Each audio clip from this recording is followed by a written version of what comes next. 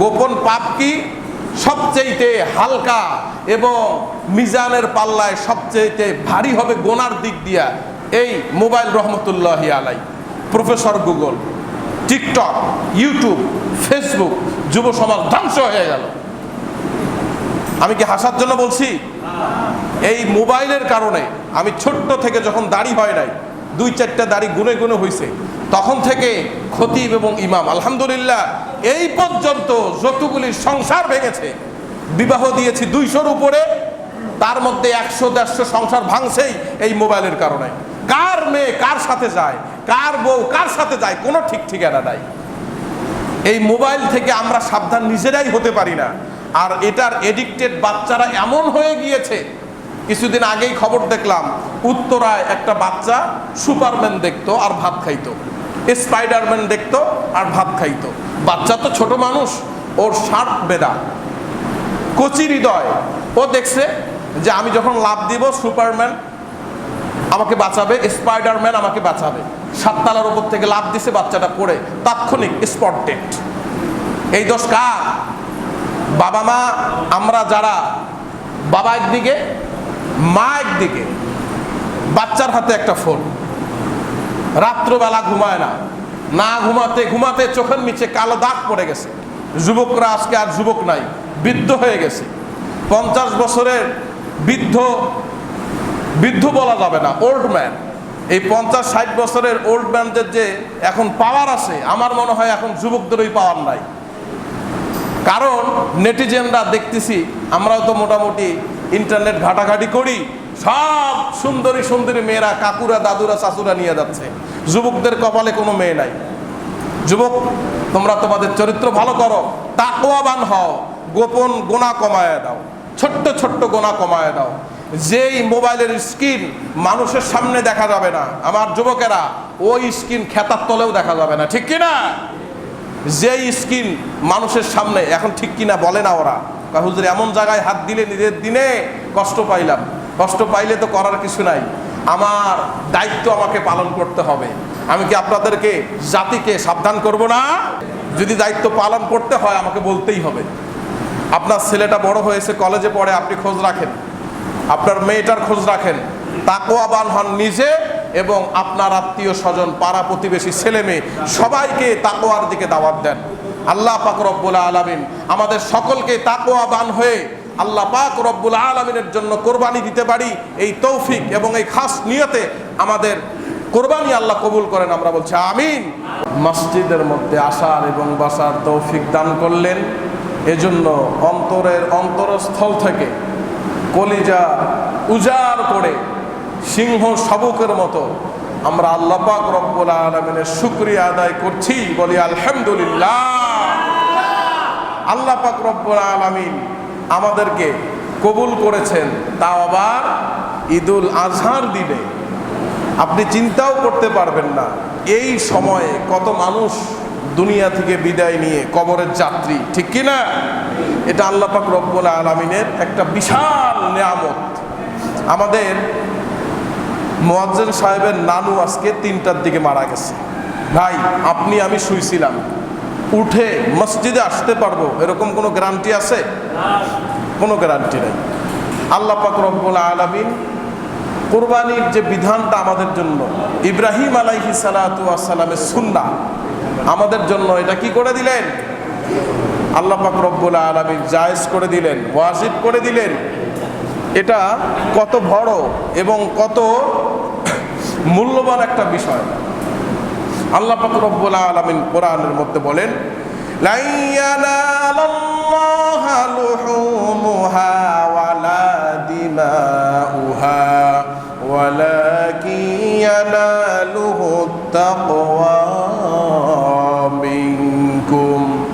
অর্থাৎ তোমরা যে কোরবানি দাও, তোমাদের কোরবানির রক্ত আল্লাহর কাছে পৌঁছায় না, তোমাদের কোরবানির গোশত আল্লাহর কাছে পৌঁছায় না। আল্লাহ পাক রব্বুল আলামিন তোমাদের তাকওয়া দেখেন। সুবহানাল্লাহ। এই তাকওয়া যার ভালো, ঈমান যার মজবুত, আল্লাহ পাক রব্বুল আলামিন অন্তরের ভিতরের আমলটা দেখেন, তাকওয়া দেখেন, আপনার ইচ্ছা শক্তি, আপনার মনোবল আল্লাহর দিকে কতটুকু তাই দেখেন। আর আল্লাহ পাক রব্বুল আলামিন এক ফোঁটা রক্ত কিংবা গোশত আল্লাহ পাক রব্বুল আলামিন গ্রহণ করেন না, ঠিক কি না? কুরবানি এটা রোজা যেমন হাদিসের মধ্যে আমরা পড়েছি জাহান্নাম এবং বান্দার মাঝে ঢাল হয়ে দাঁড়াবে, সেই জিনিসটার নাম হলো রোজা, সিয়াম, সুবহানাল্লাহ।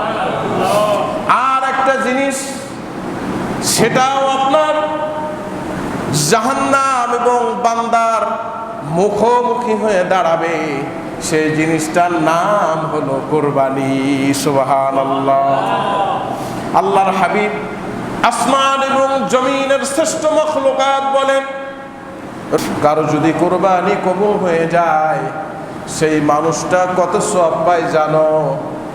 সাহাবীরা জিজ্ঞেস করলেন, ইয়া রাসূলুল্লাহ, ইয়া হাবিবাল্লাহ, আপনি এবং আপনার আল্লাহ ভালো জানেন। আল্লাহর রাসূল বললেন, কুরবানির পশুর শরীরে যতগুলি লোম আছে রব্বুল আলামিন তার চাইতেও বেশি সব ওই বান্দার আমলনামায় দিয়ে দেয়। রাসূলুল্লাহ সাল্লাল্লাহু আলাইহি ওয়াসাল্লামকে জিজ্ঞেস করলেন সাহাবীরা, ইয়া রাসূলুল্লাহ, ইয়া হাবিবাল্লাহ, কুরবানির দিনে সবচাইতে পবিত্র এবং আল্লাহর কাছে মূল্যবান আমল কোনটি? রাসূলুল্লাহ সাল্লাল্লাহু আলাইহি ওয়াসাল্লাম বললেন, ফজরের নামাজের পরে ঈদের নামাজ আদায় করে পশু জবেহ করার মতো আল্লাহর কাছে প্রিয় কাজ আর ঈদের দিনে নাই, সুবহানাল্লাহ। তাহলে নামাজ আদায় করে পশুকে জবেহ করা এর চাইতে পছন্দনীয় কাজ ঈদুল আজহায় আর আল্লাহ পাক রব্বুল আলামিনের কাছে হতেই পারে না। তো এই কোরবানি আমরা কাকে দেখানোর জন্য দিচ্ছি ভাই? মানুষকে কোরবানি হতে হবে শুধুমাত্র, একমাত্র, কেবলমাত্র আল্লাহর জন্য। কার জন্য? কোনো মানুষের জন্য না। আমরা কথায় কথায় ভুল করে ফেলি, বুঝি না, আমরা বলি যে বাবার নামে কোরবানি, বাবার জন্য কোরবানি। না, বাবার পক্ষ থেকে কোরবানি কার জন্য? আল্লাহর জন্য। এই ভুলটা করা যাবে না। হ্যাঁ ঠিক আছে, আমার সন্তানের পক্ষ থেকে, হুজুর আমার পক্ষ থেকে, এটা হতে পারে, কিন্তু কোরবানি হবে একমাত্র, শুধুমাত্র, কেবলমাত্র আল্লাহ পাক রব্বুল আলামিনের জন্য, ঠিক কি না? তাহলে আল্লাহ পাক রব্বুল আলামিন কোরবানি আমাদেরকে করতে বললেন কিসের জন্য? তাকওয়া অর্জন করার জন্য। আপনারা জেনে থাকবেন সাইয়েদনা ইব্রাহিম আলাইহিস সালাতু ওয়াস সালাম স্বপ্নে দেখলেন 100 বছরের কাছাকাছি, ঠিক না? কিছু কম বেশি 100 বছরের কাছাকাছি আল্লাহ পাক একটা সন্তান দিলেন। এই সন্তানটাকে আবার কোরবানি করার জন্য স্বপ্নে দেখালেন। আপনাদের মনে কি কখনো এই প্রশ্ন জেগেছে? এটা হলো গভীর এলেম, গভীর জ্ঞান, যে আল্লাহ পাক রব্বুল আলামিন তার বান্দাকে ডাইরেক্ট বলতে পারতেন, ইব্রাহিম কোরবানি করো, বলতে পারতেন না? কিন্তু কেন বলেন নাই? মুফাসসিরে ইকরাম বলেন, আল্লাহ পাক রব্বুল আলামিন যখন কোনো বান্দাকে আদেশ করে কিংবা নিষেধ করে, আল্লাহ পাক রব্বুল আলামিনের ওই কাজ না করা পর্যন্ত ওই বান্দার কাজ শেষ হয় না, সুবহানাল্লাহ। ইব্রাহিম আলাইহিস সালাতু ওয়াস সালামকে যদি আল্লাহ পাক রব্বুল আলামিন ডাইরেক্ট নির্দেশ দিতেন, ইব্রাহিম তুমি তোমার সন্তানকে কোরবানি দাও, তাহলে গড়ায় ছুরি লাগানো পর্যন্ত সীমাবদ্ধ থাকতো না, জবাই করে দেওয়া পর্যন্ত সীমাবদ্ধ হয়ে যেত, ঠিক কি না? আল্লাহ পাক রব্বুল আলামিন স্বপ্নে দেখালেন, ইব্রাহিম আলাইহিস সালাতু ওয়াস সালাম দেখলেন কলিজার টুকরা সন্তানকে জবেহ করার জন্য গলার মধ্যে তরবারি ধরছেন। এই পর্যন্তই আল্লাহ পাক রব্বুল আলামিন সন্তানকে জবেহ করা মূল উদ্দেশ্য উদ্দেশ্য নয়। মূল উদ্দেশ্য হলো আল্লাহ পাক রব্বুল আলামিনের কাছে আত্মসমর্পণ করেছে কিনা। সুবহানাল্লাহ। আমাদের গোশত খাওয়া মূল উদ্দেশ্য না, আমাদের গোশত ফ্রিজিং করা মূল উদ্দেশ্য নয়। মূল উদ্দেশ্য হচ্ছে আমি 1 লক্ষ টাকা 5 লক্ষ টাকা যদি আল্লাহর রাস্তায় কোরবান করে দিতে পারি, তাহলে ছোট্ট ছোট্ট পাপ, ছোট্ট ছোট্ট গুনাহ আমি কেন করব? আমি তাকওয়া অর্জন করে আল্লাহ পাক রব্বুল আলামিনের প্রিয় বান্দা হয়ে যাব। ঠিক কি না? কোরবানি কার জন্য? লিটন ক্লিয়ার থাকতে হবে। আল্লাহর জন্য যদি কোরবানি হয়, আল্লাহ পাক রব্বুল আলামিন আপনাকে দিয়ে বুঝাচ্ছেন 2 লক্ষ 5 লক্ষ 4 লক্ষ, যার যেমন সামর্থ্য আপনি সামর্থ্য অনুযায়ী কোরবানি করেছেন। তার মানে আপনি আল্লাহকে ভালোবেসে কোরবানিটা করেছেন। আর আল্লাহ পাক রব্বুল আলামিন খুশি যদি হয়ে যায়, আপনার জীবনের সকল গুনাহ মাফ করে দিতে পারে। আপনার এই টাকা 5 লাখ টাকা আপনি আল্লাহর রাস্তায় দিলেন, দেওয়ার পরে কোনো মসজিদে দিলেন বা মাদ্রাসায় দিলেন, কোনো কালবাট করলেন, ওইটা কিন্তু ওই পর্যন্তই আল্লাহর রাস্তায় ফি সাবিলিল্লাহ, ঠিক না? কিন্তু কোরবানিটা এরকম নয়। কোরবানি আপনি দিলেন আল্লাহর জন্য, কিন্তু এর মাংস কিন্তু ভোগ করব আমরা, ঠিক না? কলিজা, ফেফড়া, যা কিছু আছে খাবারের মতো হালাল, এগুলো আমরা ভোগ করি না আল্লাহর জন্য রেখে দেই? কথা বুঝে নাই? আমরা খাই না ভাই? আল্লাহ এই কথাই বুঝাইতে চাইছেন যে আমার কাছে কোনো রক্তও আসে না, গোশতও আসে না, আমি দেখি তাকওয়া। রব্বুল আলামিন তাই বলেন, লা ইয়ানালাল্লাহা লুহুমুহা ওয়ালা দিমাউহা ওয়ালাকিন ইয়ানালুহুত তাকওয়া মিনকুম। তোমাদের কোরবানের রক্ত আমার কাছে পৌঁছায় না, তোমাদের কোরবানের গোশত আমার কাছে পৌঁছায় না, তোমাদের তাকওয়াটা আমার কাছে এত দামি এত দামি, তোমাদের তাকওয়াটা শুধু আমার কাছে পৌঁছায়। সুবহানাল্লাহ। আর রাসূলুল্লাহ সাল্লাল্লাহু আলাইহি ওয়াসাল্লাম বলেছেন, ঈদের দিন তোমরা ঈদের সৌন্দর্য বাড়াও। কেমনে?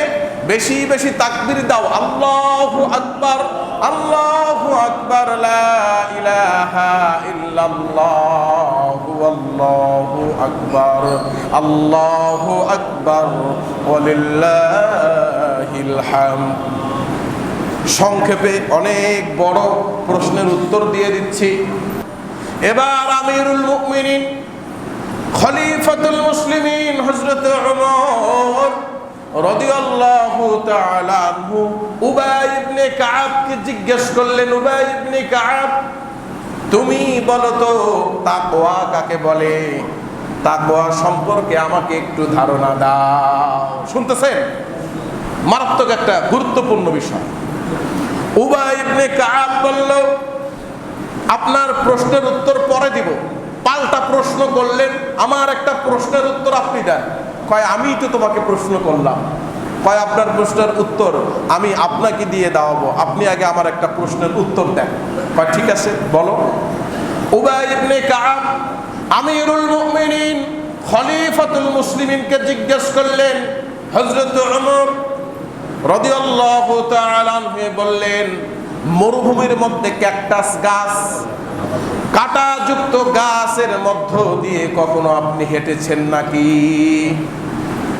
হযরত ওমর রাদিয়াল্লাহু তাআলা বললেন, অবশ্যই অবশ্যই হেঁটেছি। উবাই ইবনে কাআব রাদিয়াল্লাহু তাআলা জিজ্ঞেস করলেন, আপনি কেমন করে ওই কাঁটাযুক্ত রাস্তা দিয়ে হেঁটেছেন? উবাই ইবনে কাআব জিজ্ঞাসা করার পর আমিরুল মুমিনিন খলিফাতুল মুসলিমিন হযরত ওমর রাদিয়াল্লাহু তাআলা আনহু বললেন, আমি খুব সাবধানে আমার শরীরটা এরকম করে কুজু করে তারপরে কাপড়টাকে ধরে সাবধানে কাঁটাযুক্ত জায়গা দিয়ে গিয়েছি, খুব সাবধানতার সাথে, যাতে করে কাপড়ও না ছিঁড়ে শরীরের কোনো অঙ্গ প্রত্যঙ্গে ব্যথাও না পাই, ঠিক কিনা? এরকম করে চলেছি। উবাই ইবনে কাব রাদিয়াল্লাহু তাআলা বললেন, আপনার প্রশ্নের উত্তর তো আপনি নিজেই পেয়ে গিয়েছেন, আপনার প্রশ্নের উত্তর আপনি নিজেই দিয়ে দিয়েছেন। বলল কেমনে? কয় দুনিয়াটা হলো কাঁটাযুক্ত, গুনাহযুক্ত একটা দুর্গন্ধময় জায়গা। এই দুনিয়ার মধ্যে আপনি ছেড়ে দিয়েও চলতে পারবেন না, আবার খুব ধরেও চলতে পারবেন না। তার মানে সারাসারিও করা যাবে না, বাড়াবাড়িও করা যাবে না। মধ্যম পন্থা অবলম্বন করে আপনি দুনিয়ার মধ্যে কাঁটাযুক্ত বাগানের মধ্যে মরুভূমিতে যেমনে যেমনে সাবধানতার সাথে হেঁটে চলবেন, ক্যারি করবেন, যেমনে স্টে করবেন। দুনিয়ার মধ্যে ছোট গুনাহ, বড় গুনাহ, বেদাতি গুনাহ, শিরকি গুনাহ, কুফরি গুনাহ, কবিরা গুনাহ সামনে থাকবে। এই গুনাহগুলোকে উপেক্ষা করে আস্তে আস্তে আপনাকে সাবধানতার সাথে দুনিয়ায় চলতে হবে। এর নাম হলো তাকওয়া। আল্লাহু আকবার। সম্মানিত ভাইরা রে আমার, লম্বা চওড়া কথা নয়, কথা একবারে শেষের দিকে। আল্লাহ পাক রব্বুল আলামিন আমাদের কুরবানির গোশত নিবেন না, রক্ত নিবেন না, আমাদের কুরবানির হাড়, মগজ, কলিজা কিচ্ছুই খাবেন না। আল্লাহ পাক রব্বুল আলামিন আমাদেরকে তাকওয়াবান হতে বলেছেন। কি হতে বলেছেন?